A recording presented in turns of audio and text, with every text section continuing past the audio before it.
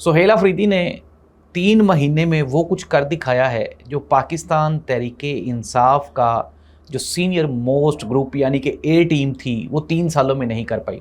عمران خان نے الیکشن کے بعد جو پارٹی تھی وہ وکیلوں کو دے دی، اور پھر ہم نے دیکھا کہ کس طرح سے وہ جو وکلاء ہیں وہ تو عمران خان سے ملاقات تک نہیں کر پا رہے تھے، اور پھر اس کے بعد یہ جو آئی ایس ایف کا ونگ ہے انصاف اسٹوڈنٹ فیڈریشن کا، یہ اصل پی ٹی آئی ہے، یہ وہ بچے ہیں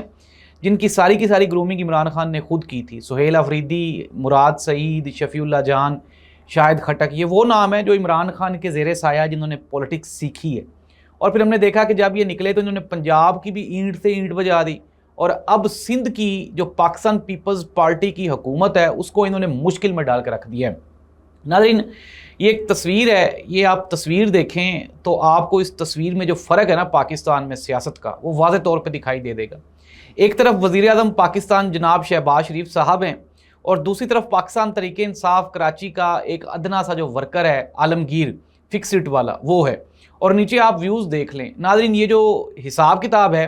یہ پورے پاکستان کا حساب اس وقت یہی ہے۔ ایک طرف جو ہیں وہ 17 جماعتیں ہیں، اور دوسری جانب صرف اور صرف عمران خان کا نظریہ ہے۔ ناظرین،